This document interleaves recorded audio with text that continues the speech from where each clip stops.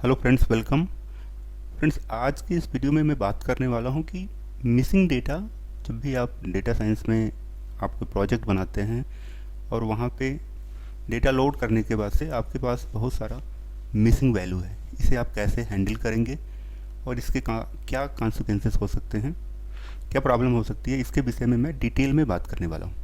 तो इस वीडियो को पूरा देखिए, क्योंकि मैं इसमें पूरे इन एंड आउट कवर करने वाला हूँ, जो आपके लिए काफ़ी हेल्पफुल होगा। इंटरव्यू प्रोस्पेक्टिव से भी ये वीडियो काफ़ी अच्छा होने वाला है आपके लिए। सबसे पहले फेसबुक पे या लिंक्डइन पे बहुत सारे स्टूडेंट क्वेश्चंस करते हैं। सबसे पहले मैं दिखाता हूँ कुछ स्टूडेंट्स के कमेंट कैसे हैं, उसे आप देखिए, फिर बात करते हैं इसके डिटेल में।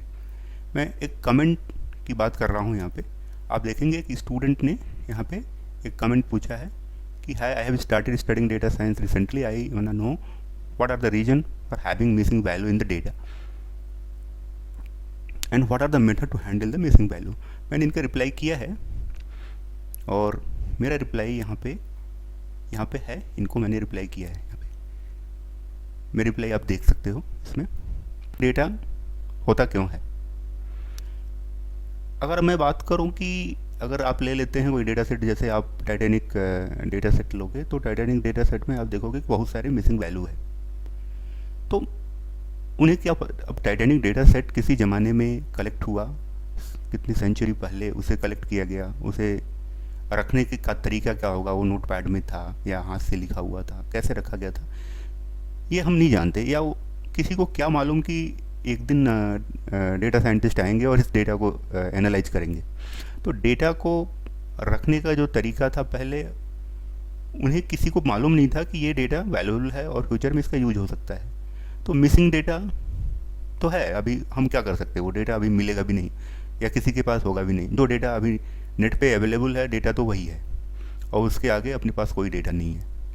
तो क्या करें फिर ऐसे प्रॉब्लम, फिर मिसिंग डेटा को या तो हैंडल करना पड़ेगा, या अब हम किसी के पास जा तो नहीं सकते जाके बोले कि भाई हमें डेटा ये मिसिंग है और हमारा एनालिसिस नहीं हो पाएगा, ये फिर हम कैसे करें। तो डेटा जब है ही नहीं तो मिलेगा कहाँ से। यहाँ पे मैं दो बातें उस पर फोकस करना चाहूँगा। पहली चीज़, एक तो मिसिंग डेटा, तो ये डेटा तो है ही नहीं, एक तो ये हो गई। और दूसरा ये हो सकता है कि बहुत से ऐसे एट्रीब्यूट्स हो सकते हैं जिसको उस समय नहीं कैप्चर किया गया। जैसे मान लीजिए कि मैरिटल स्टेटस या एज इन्फॉर्मेशन या सेक्स इन्फॉर्मेशन या क्लाइमेट से रिलेटेड इन्फॉर्मेशन, वो उस समय उनको क्या पता था कि एक दिन आएगा और कुछ डेटा साइंटिस्ट आएंगे और इस डेटा को एनालाइज करेंगे, उन्हें किसी को मालूम नहीं था, इसलिए वो उन सारे एट्रीब्यूट्स को कलेक्ट नहीं किया गया।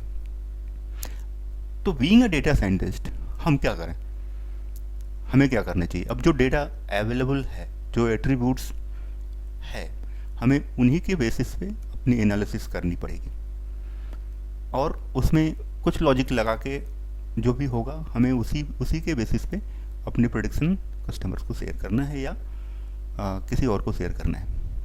तो एक बात यहाँ पे बहुत ही क्लियर है कि डेटा अगर मिल सकता है तो वेल एंड गुड, बट यहाँ पे सोचने वाली बात है कि डेटा अगर होता तो ज़रूर कस्टमर तो दिया ही होता आपको।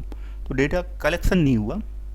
अगर कोई रिसेंट प्रॉब्लम है, जब अब ये 1 साल पहले का कोई डेटा है, वहाँ पे उन्होंने उसे कलेक्ट नहीं किया, तो आपको कैसे मिलेगा, नहीं मिलेगा, मिल नहीं सकता।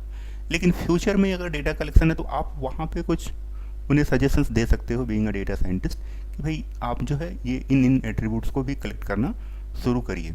लेकिन ओल्ड डेटा है, वहाँ पे कुछ नहीं कर सकते। तो वहाँ पे प्रेडिक्शन में हम प्रेडिक्ट करने में हमारे हाथ थोड़े बंधे हुए हैं। तो हम, जाहिर सी बात है कि हमारे प्रेडिक्शन का जो स्कोर होगा वो थोड़ा डाउन होगा और हम उस लेवल की एनालिसिस नहीं कर पाएंगे क्योंकि हमारे पास डेटा नहीं अवेलेबल है। तो ये रीजन है और इसे हमें एक्सेप्ट करना ही पड़ेगा। बट जो भी है उसके बेसिस पे हमें अपनी एनालिसिस, अपना प्रेडिक्शन या मशीन लर्निंग के मॉडल्स हमें इम्प्लीमेंट करना चाहिए। अभी हम बात करते हैं कि क्या क्या सिनारियो हो सकती है जो सबसे इम्पोर्टेंट है, और इंटरव्यू में भी ऐसे क्वेश्चन इस पर जरूर शूट होंगे।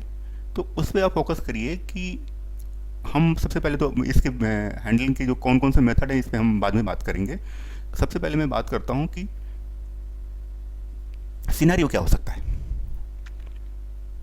अब ये डेटा सेट आप देखोगे तो ये जब आप पाइथन में कोड लिखते हैं और प्रिंट करते हैं एज नल से आपको पता चल जाता है कि यहाँ पे आप देखोगे कि जो एज इंफॉर्मेशन है, एज, ये यहाँ एज पे देखिए तो 177 नल है और केबिन इंफॉर्मेशन भी 687 नल है। हमारे पास टोटल रिकॉर्ड है 891। अब आप अगर परसेंटेज निकालो 891 में क्लोज टू 200 ऑलरेडी नल है। तो ये एज पे जो भी आप प्रेडिक्शन करोगे, चाहे आप कोई भी मेथड लगाओ, मेथड आपका चाहे कुछ भी हो, प्रेडिक्शन तो का जो स्कोर होगा वो उस लेवल का नहीं होगा, उसकी क्वालिटी उतनी अच्छी नहीं होगी, क्योंकि हमें मालूम नहीं कि उनकी एज क्या है। तो एज के बेसिस पे सर्वाइवल प्रेडिक्ट करना ये बेटर नहीं होगा, क्योंकि अब ये डेटा चाहे कोई भी मेथड लगाओ, कोई भी मेथड लगा के आप इस डेटा को फिल करोगे, लेकिन वो एक्चुअल वैल्यू तो किसी को मालूम नहीं क्या होगा एक्चुअल वैल्यू। आप तो उसे रिप्लेस ही करोगे, वहाँ पे कुछ डमी वैल्यू ही डालोगे। अच्छा, दूसरी प्रॉब्लम ये है कि अगर सबसे सेफेस्ट वे ये है कि अगर डेटा जो नल है, अगर वो 5% तक है, मान के चलो कि अगर 100 रिकॉर्ड हैं तो उसमें 5 रिकॉर्ड्स में अगर नल वैल्यू है तो बेटर कि उन 5 रो को आप डिलीट ही कर दो, सबसे बेस्ट वे ये है। लेकिन अब इस सिनेरियो में आप देखोगे 177 रो नल है एज इंफॉर्मेशन, और प्रेडिक्शन में हमारा एज एक बहुत इंपॉर्टेंट फैक्टर है, तो इसे तो हम रिमूव नहीं कर पाएंगे। या केबिन इंफॉर्मेशन भी बहुत ही इंपॉर्टेंट फैक्टर है, यहाँ पे तो लगभग नल है, 80% रिकॉर्ड्स जो है नल हैं। तो इन्हें प्रेडिक्शन में लेना केबिन के बेसिस पे, अगर क्योंकि आप इसे रिप्लेस ही करोगे, अब यहाँ पे वैल्यू तो कुछ है नहीं, एक्चुअल वैल्यू तो हमारे पास है नहीं, तो अगर इसको रिप्लेस करके कुछ प्रेडिक्ट करोगे तो वो बेटर नहीं होगा, क्योंकि रिप्लेस हम कैसे गेस कर सकते हैं डेटा को, रिप्लेस का मतलब गेस कर रहे हो आप। तो केबिन के बेसिस पे कुछ भी प्रेडिक्ट करना ये एक एडवाइजेबल नहीं है। वैसे ही एज के केस में भी एडवाइजेबल नहीं है, क्योंकि मेजॉरिटी ऑफ डेटा, ये डेटा आपके 25% के क्लोज जा रहा है, तो उसमें ये दोनों के दोनों इम्पोर्टेंट फैक्टर है। केबिन का भी बहुत ही इंपॉर्टेंट है, आप जानते ही हो, क्योंकि केबिन जो बड़े लोग हैं या जिनके पास पैसे हैं वो उन्होंने कुछ ऐसा केबिन लिया होगा, फ्रंट या और लग्जरियस केबिन लिए होंगे, तो ये प्रेडिक्शन कर पाना मुश्किल है। तो इन दोनों एट्रीब्यूट, ये एज और केबिन, क्योंकि यहाँ पे नल डेटा है तो इसलिए इसे प्रेडिक्ट करना काफ़ी मुश्किल है, ये एक सबसे मेजर फैक्टर है। तो ये रिस्की है। एज तो फिर भी ठीक है, बट केबिन ये काफ़ी इंपॉर्टेंट है, यहाँ पे इसको हम नहीं कर पाएंगे। अब मैं बात करता हूँ कि मैंने एक सिनेरियो यहाँ पे समझा दिया, अब आशा करता हूँ इसे समझ में आ गया होगा आपको। अभी हम बात करते हैं कि वो कौन कौन से तरीके हैं जिससे कि आप इसे रिप्लेस कर सकते हो। तो वो जो उन तरीक़ों पे मैं बात करता हूँ, सबसे पहले चलते हैं और देखते हैं डिलीटिंग द मिसिंग वैल्यू। तो अगर अबाउट कैसे डिलीट करोगे, ये आप देख लोगे कि कितने % डेटा मिसिंग है। अगर वो 5% से नीचे है तो बेटर उसे रिमूव ही कर दिया जाए, ये सेफर साइड सबसे बेस्ट वे है। दूसरी चीज़ ये है कि अगर नहीं है तो फिर क्या करोगे, आर्बिट्री वैल्यू, कोई भी वैल्यू 0 से रिप्लेस कर दोगे।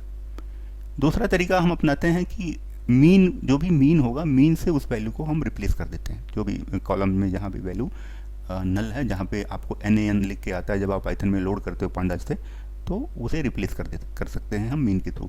बट यहाँ पे आउटलायर के केस में मीन जो है काम नहीं करता।